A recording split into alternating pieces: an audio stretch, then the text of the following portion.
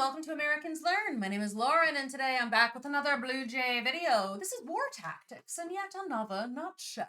I enjoy the Blue Jay videos. I think they're fun, they're interesting, and I can't wait to get into this one. So let's not waste any time.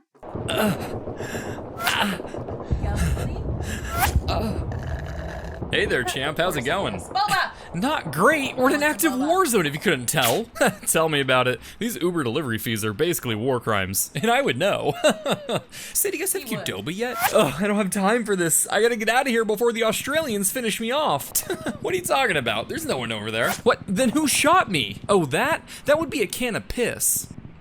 What? It's late 1915. World War I is ramping up intensity, and Anzac forces are not feeling the whole great part of the Great War. 80,000 of them are cornered in Gallipoli, the Ottomans ready to finish them officially, and their only hope to survive was to evacuate expeditiously. But there was one glaring issue with the retreat. If the Ottomans were to notice, it was predicted they would send up to 30,000 men from the land down under to the land down 6 feet under. So they came up with a nifty plan to pull off this miracle evacuation. What if they retreated by not doing so, or more specifically, convince the Ottomans that they were still having a grand old time playing in their trenches, all whilst actually scurrying to their comfy metal float floats. To help pull off this ghost army masquerade was the wondrous drip rifle. Not that kind. Essentially working from home, but without the Clash of Clans in your underwear part, a drip rifle was a gun that was rigged with a delayed firing mechanism consisting of 2 cans and a bit of string. The top can would be filled with water and slowly drip into the bottom one until Isaac Newton took the wheel and pulled the trigger with a nerve. Oh, that's so cool! They Home Aloned it!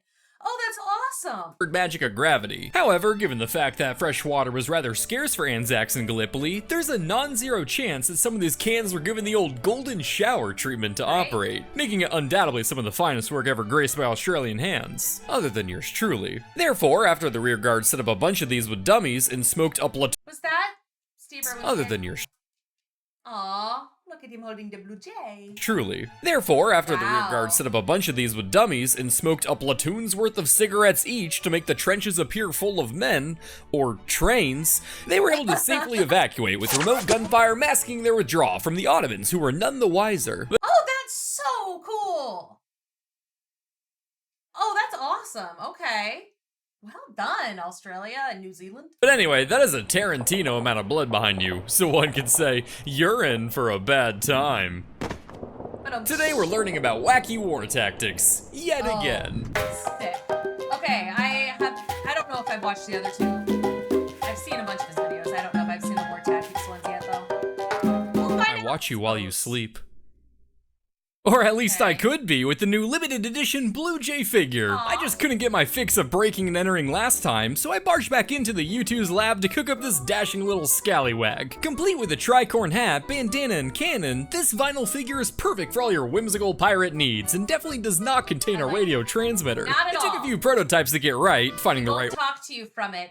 Even once. We're not Five Nights at Freddying it. He's not in the plush. Or Famita's heart after all. But nevertheless, we were able to come up with a stunning swashbuckling Blue Jay to honor the channel's pirate phase earlier this year. U2's gave me complete creative input over not only the design of the figure, but the box design itself. Meaning every crack, crevice, and vaguely threatening language was strategically crafted by yours truly. I didn't think they'd let me say this. Those wonderful U2 servants really went all out with this one, and it's honestly the second coolest thing I've ever received after your mom's number. But it's only available for a limited time, so if you want to complete your Blue Jay U2's jar collection or send me even more videos of you torturing my merchandise, click the link in the description to snag yours before it's gone forever. And now, back to the video. Now, in my last installment, I talked about how the Persians defeated Egypt at Pelusium by using cats, a story with shaky reliability that others rightfully called me out on. That thumbnail was a joke, by the way. Since then, I've redoubled my efforts into verifying the accuracy of stories and disclosing when their reliability can't be fully determined. Ancient history is always a blurry topic after all, and while this first story takes place around the same time as the Battle of Pelusium, the tale of cat warfare was first reported 700 years after the fact and only comes from a single source. So you know what? Good to know that I saw this one first then, because I didn't watch the other video. So I didn't know about the cat story, so no one had to tell me that it was fake. He can tell me it's fake. And that way, when I go back and watch that video eventually, I'll be able to already know that. Today's story has two. Ancient China, the spring and autumn period, also known as history's first battle royale, with something like 200 states vying for power, including the Qi. Dang. Or the fancy Qi.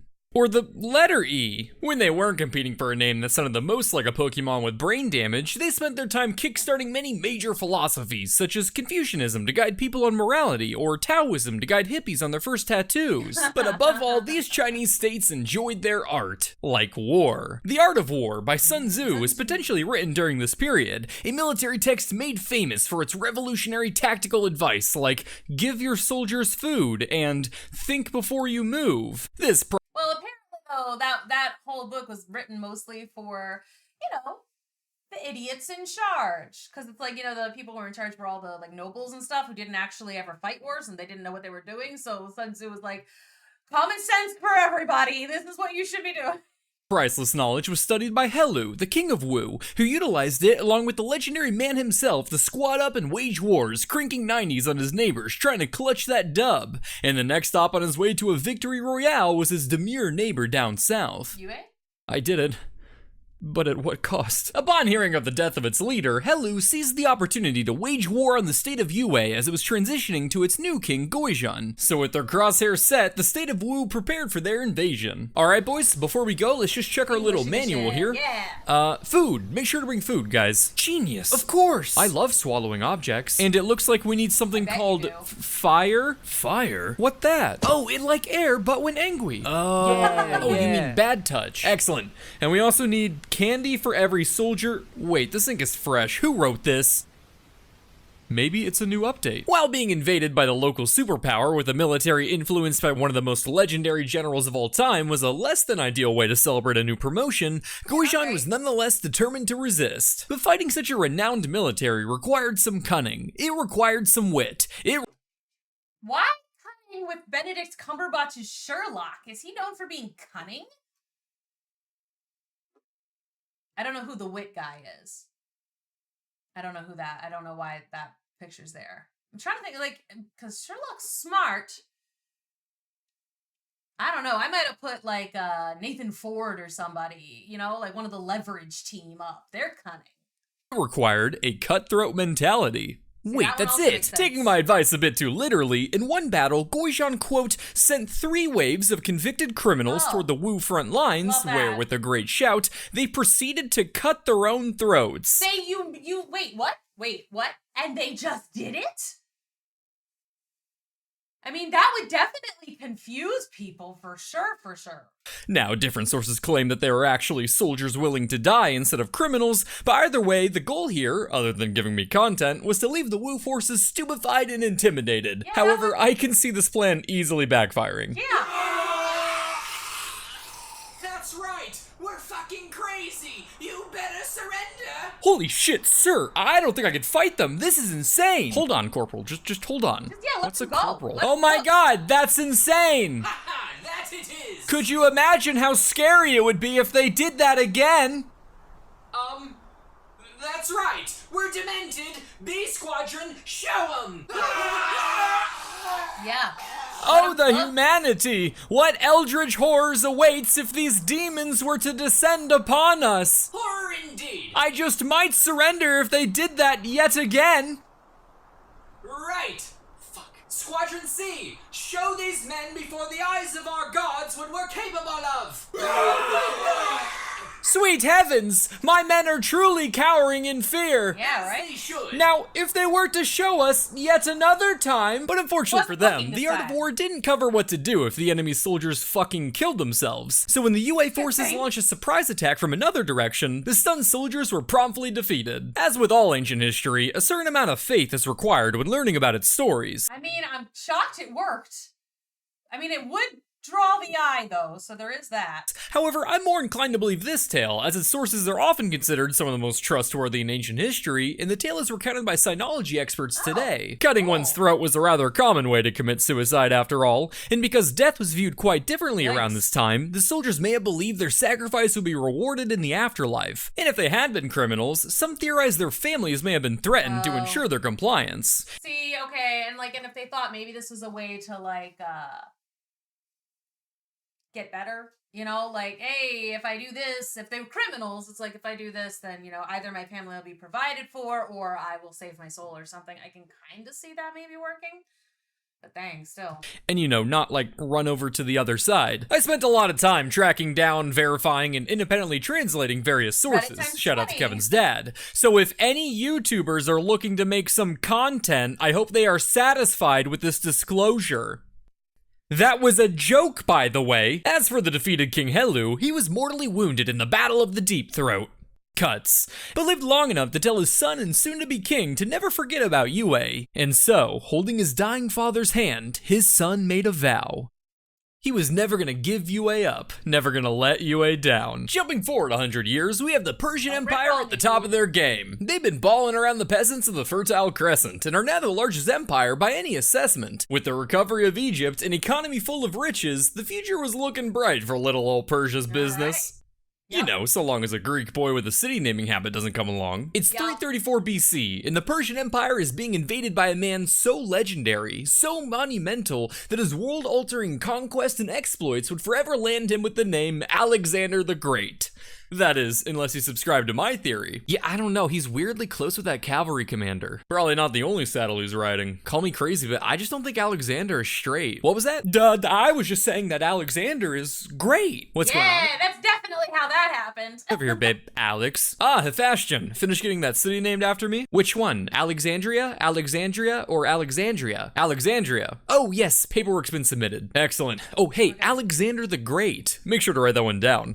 A few years in, and Alexander's been slapping around Darius pretty good. And after taking over modern-day Turkey, it was time to plan their next move. All right, that was a great victory. Now for diplomacy. Go further east, that's a fantastic idea. No, sir, should we not engage the Persians in negotiations so as to not overextend ourselves and risk hemorrhaging our forces against the largest empire known to man? Oh, my sweet Clythius. No. Alexander was determined to push further east, conquering the whole of Persia. But first, he knew he had to secure his supply lines from the danger of the Persian navy, making him the second military mastermind in history to uncover the divine wisdom, soldier need food. Good job, Alex. Well done for keeping that one in mind. Because then he did a really good, I mean, it wasn't sustainable, his empire, but that was pretty big while he was alive. He died when he was like young too, right? How old was he when he died? He was in his 30s, right? And to achieve the security and control the Mediterranean, the city of Tyre needed to fall. There was just one small problem with that though. All right, Tyre should be right around here. Oh, good. Looks like it's an island, sir. But what if it wasn't?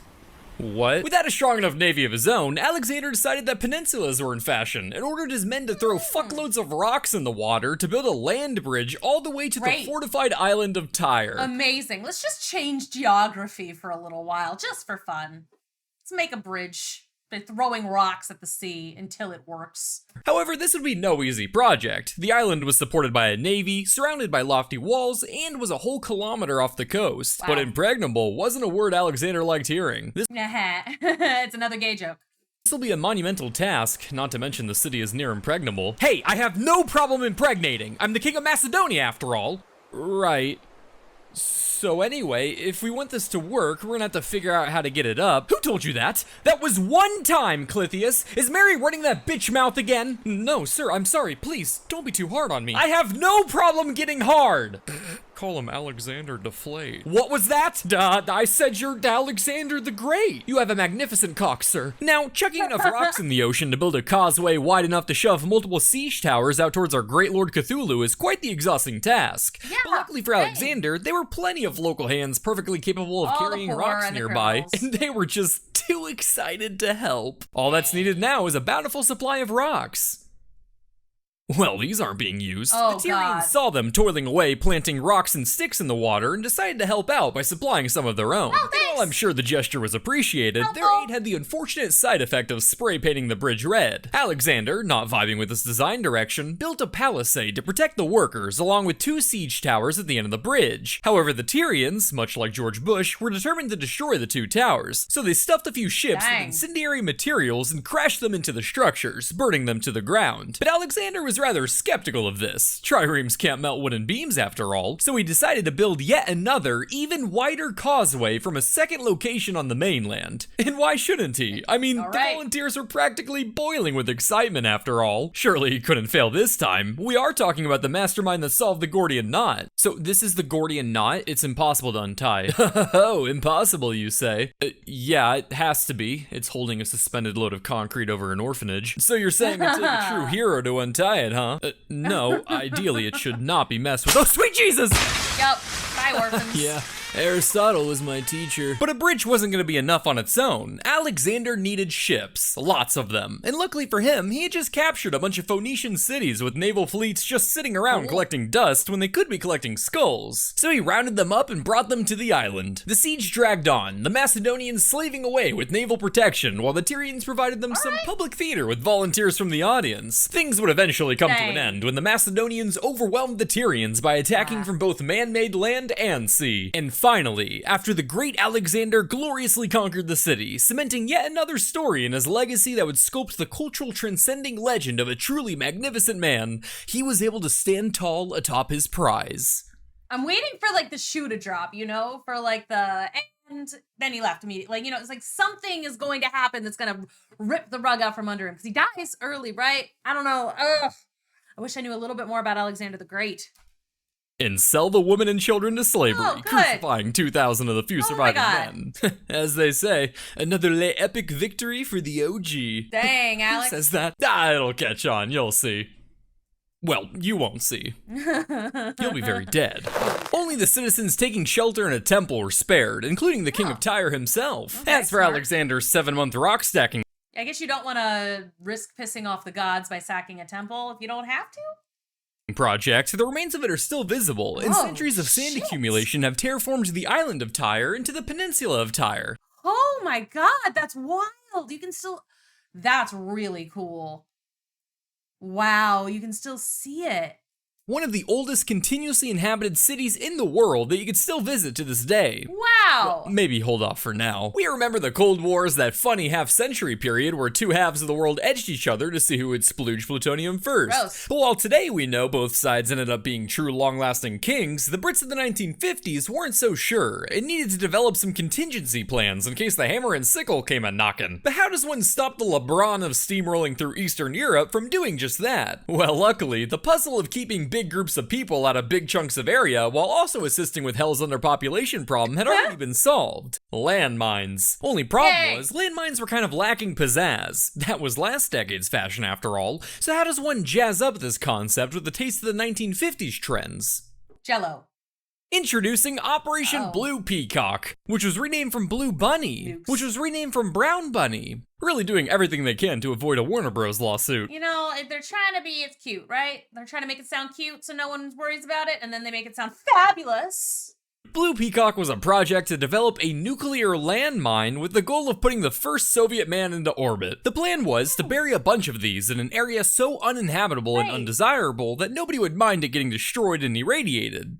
You know, somewhere like Germany. This way, if the Soviets were to invade the Iron Curtain, their advance would be halted in their tracks with some atomic confetti, blanketing the area in enough radioactive fallout to prevent enemy occupation. This 10-kiloton nuke, weighing 7,300 kilograms, would be buried 35 feet deep and blast a crater 640 feet across. Oh my help god. visualize, that is a bomb weighing 780,302.73 gumballs with a 100 billion gumball yield, buried 420 gumballs deep and exploding a 7,680 gumball wide crater. Without Americans use anything but the metric system.